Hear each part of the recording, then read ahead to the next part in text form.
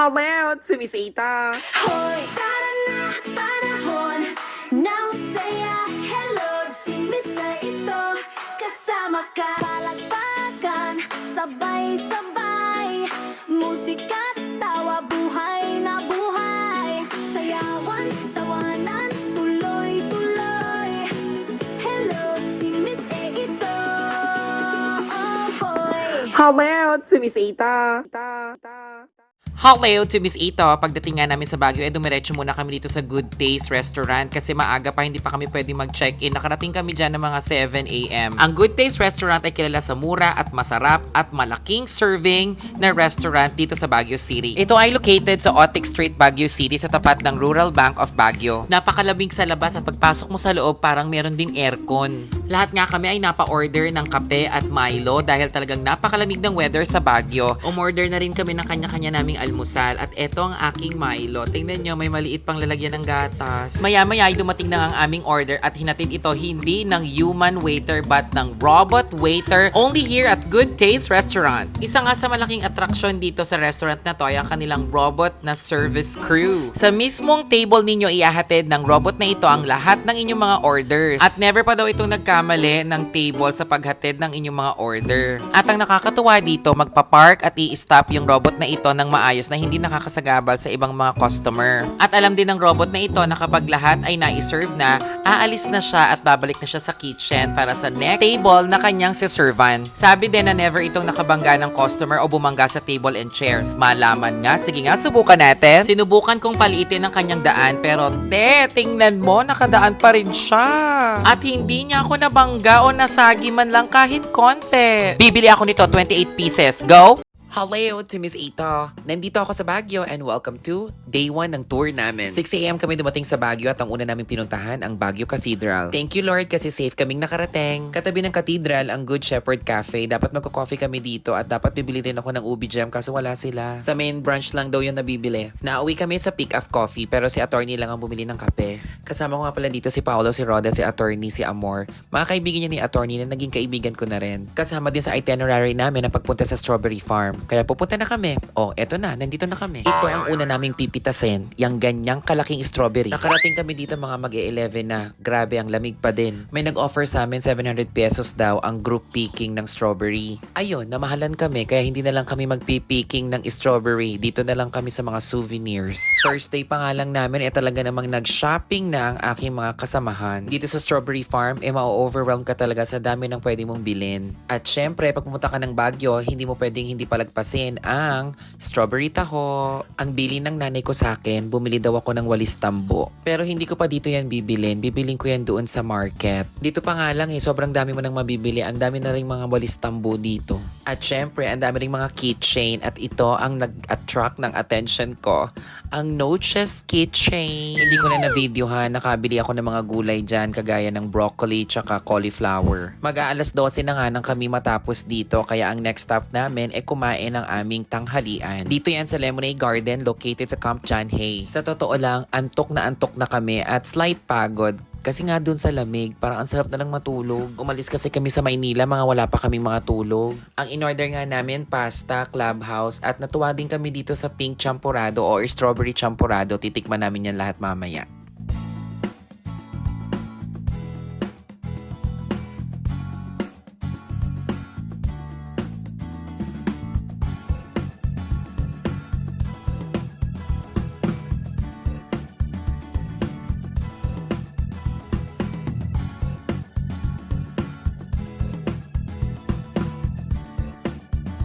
Natuwa kami dito sa mga staff sa hotel. Sabi namin picturean kami pero naging photoshoot talaga. May mga solo picture, group picture. Kabog! After namin mag-lunch, pupunta dapat kami sa Secret Garden pero pagoda na. Kaya sa likod na lang kami ng hotel. Ang ganda rin pala dito sa likod ng hotel. Pagkatapos, dumiretso na kami at nag-check-in sa aming hotel which is the Zoneville Condominium dito sa Baguio City. In fairness itong condo na to, malapit sa lahat. Pumunta kami agad sa 7-Eleven kasi bumili kami ng maliliit na mga kailangan namin sa loob ng condo. Ito na yung best time para kami ay magpahinga pero nanood nanood muna kami ng movie at nagnomo-nomo ng mini. Ang hirap gumising ng gabi kasi sobrang lamig. Siguro nasa 12 degree na yata ito. Pero kailangan namin gumising kasi meron pa kami itinerary ngayong araw na to. Magna-night market kami at magdi-dinner. Ito ang view sa labas. Grabe, ang lamig-lamig. Hindi ko alam kung maliligo ako, kung mag-half bath or diretso na lang, mamaya na lang or bukas na lang ako maliligo. Pero ang ending, hindi pwedeng sayangin ang gabing ito kaya outfit check at malalang outfitan ito unang gabi. Nag-decide kami na maglalakad na lang kami hanggang sa night market. Ang ginaw, grabe! Mula sa tinutuluyan namin, siguro mga 5 to 10 minutes walk lang to. Pagdating namin sa night market, pinunta na namin ang food bazaar kasi dito na kami magdi-dinner. Sa mga nagtatanong, Thursday night po ito kaya parang konti pa lang yung mga tao pero dami-dami na rin to. Ang isa sa mga kinainan namin ay itong mga Korean food. At napansin ko, umuusok pala yung bunganga ko, yung bibig ko sa sobrang lamig. Ito nga palang food bazaar nila, karamihan dito ay makikita rin sa mga food bazaar sa Manila. Pero ang kakaiba lang, malamig talaga ang klima at ang sarap kumain, mamapak na mga maiinit na pagkain. Nilibre ako ni attorney ng inihaw na balot. Masarap pala to. Dito rin sa food bazaar, walang mga lamesa at upuan na pwede mong tambayan habang kumakain ka. Kaya naman yung mga drinks namin, dito na lang po sa kalsada. After naman namin kumain, pumunta na kami dito sa mga bazaar talaga. Yung bazaar nila ng mga damit at kung ano-ano pa. Magkatabi lang naman sila.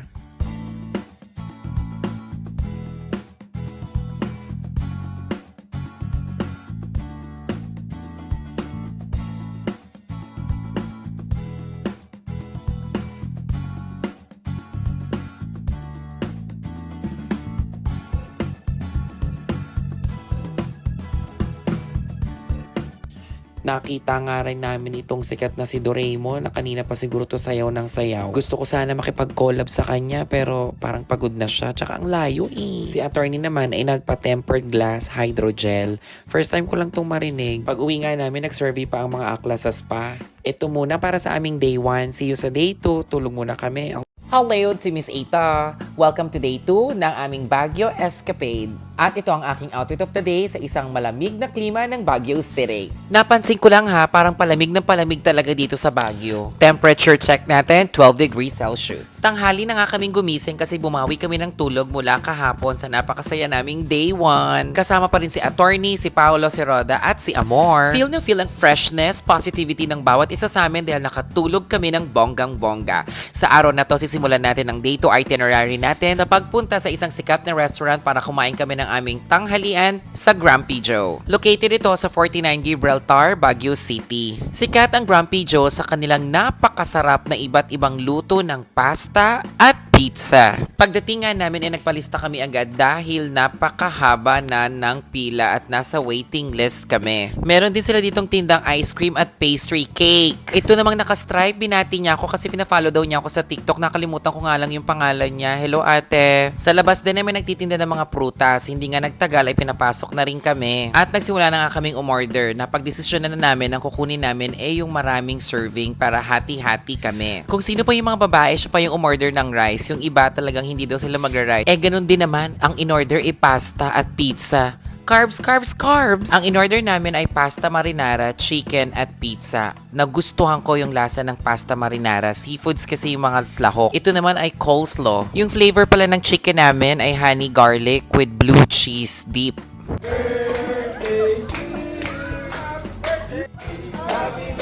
Kuya, hindi mo sinabi ng gugulat kayo. Sino yung birthday eh?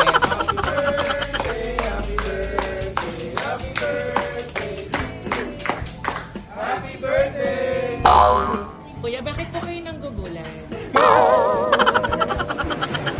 Yung isang kasamahan namin ay nagpa-request na awitan ng happy birthday si attorney. Siya ay nagdiriwang ng birthday. Birth month niya ngayon. Tapos na talaga yung totoong birthday niya. Pero syempre, ngayon lang kami nagkakasama-sama. Kaya may mini-mini pakanta ng happy birthday. Guys, napakasarap talaga ng velvet cake na yan. Inuwi ko yung iba dyan. Tsaka hindi siya masyadong matamis. After kumain, nag-drive na ulit at napadaan kami dito sa The Mansion. Hindi na kami bumaba kasi hindi na siya part na itinerary namin. Napadaan din kami dito sa Mines View Park pero hindi rin kami bumaba kasi hindi rin yung part na itinerary namin. pupunta talaga kami dito sa tabi niya sa Good Shepherd. Bibili kasi kami ng iba pang mga pasalubong, lalo na ako gustong-gusto ko yung ube. Mahaba na ang pila kaya pumunta muna ako dito sa Shepherd's Gallery. Matatanaw mo dito yung napakagandang view ng Baguio City. Bumili nga ako dito ng 2 garapon ng ube crinkles at syempre ang lemonade na zero sugar. Kung dati cash lang ang tinatanggap nila, tumatanggap na sila dito ng credit card at GCash. Bongga! Larga na ulit at pupunta naman tayo sa coffee shop dito sa Foam Coffee. Alam nyo ba na 2 yata o 3 ang branch ng Foam Coffee dito sa Baguio at dito sa pinuntahan namin, ilang hakbang na lang, doon na kami nakastay. As in, super lapit ng lambahay namin dito. In fairness sa interior design ha, pagpasok pa lang napakaganda na ang liwanag. Siguro pangalawa ito sa Starbucks na sikat na coffee shop dito sa Baguio. Syempre magkakaalaman yan sa lasa ng kape, drinks nila at syempre yung pastry nila. Ang in-order kong drink ay hot choco, yung signature nila at of course yung aking pastry ay blueberry bomb. Masasabi kong lalaban itong hot choco nila compare sa mga leading coffee shop. At masarap yung pastry na in-order ko, hindi masyado matamis. After mag-coffee, naghanap kami ng ATM machine kasi mag-withdraw na kami, wala na kaming cash. Naubos na yung aming 100,000 each. Panggastos lang namin yun per day. Chares! Sa video ito makikita natin ng Burnham Park na under renovation at tuyo na nga, hindi namin nakita yung boating doon kasi sinipsip na daw. Pero maraming tindahan na ang nagsulputan at maraming nagde-decor ng mga bulaklak kasi nga marapit na yung panagbenga. After mag-coffee, gumagabi na, explore naman natin ang iba't ibang bilihan ng mga damit, ukay-ukay at iba pa.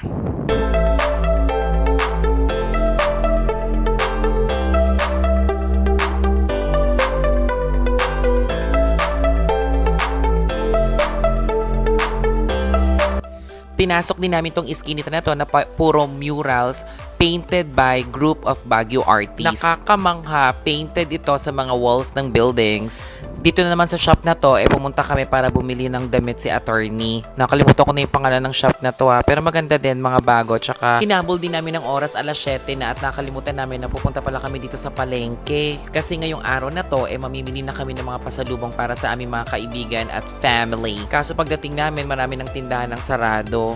Kaya bumili na lang kami dito ng itlog at hotdog para almusal namin bukas. Aagahan na lang namin bumalik dito bukas para marami pa kaming options. Nag-decide na rin kami na bumalik na lang sa bahay at doon na lang mag-dinner. Bumili na lang kami sa Baliwag ng chicken at ng yempo. Habang pauwi hindi ko naiwasang mag-model-model hawak ang saging habang tinatahak namin ang mga footbridge ng Session Road.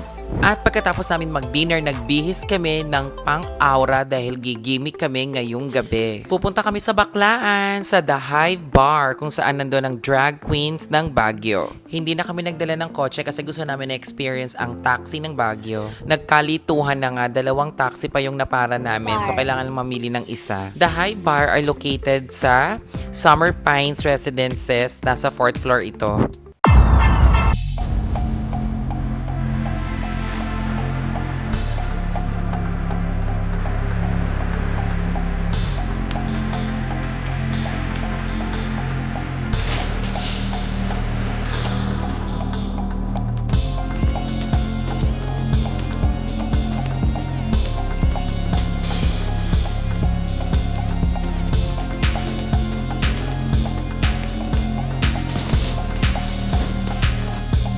Konti nga lang yung tao, 3 table lang kami, pero ang gagaling talaga ng mga drag queens mag-perform. Saludo ako sa inyo mga sesi. Nabitin kami sa The Hive Bar, kaya napag-desisyonan na pumunta kami sa Karma. Bar din ito na malapit dun sa pinag-i-stayan namin. Hindi nga ako uminom masyado dito kasi ina-acid ako. Ang lungkot!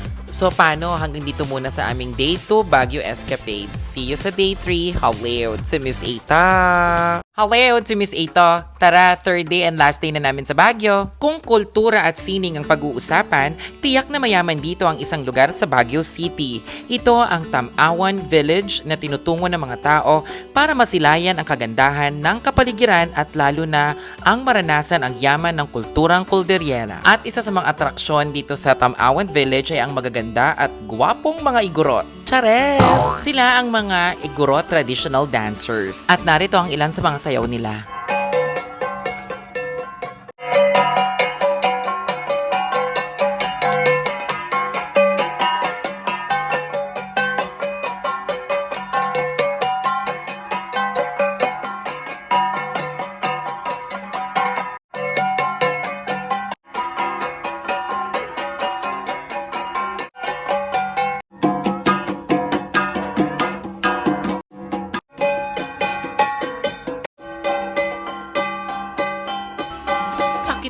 Nakafocus na ako sa sayaw eh. Pero yung mata ko napatingin sa iba.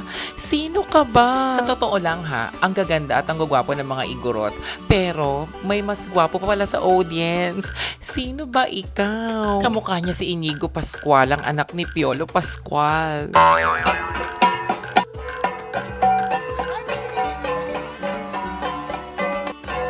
Nakaka-proud nga itong mga dancer na to, lalo na to. Sabi nila hindi lang sila yung performer dito. By scheduling, marami sila. Birthday din itong Chow Chow na to. Happy birthday! Sa mga pupunta po dito, paakyat po ito ha. Habang umaakyat kayo, marami po kayong makikitang piece of art na gawa po ng ating mga Baguio artists.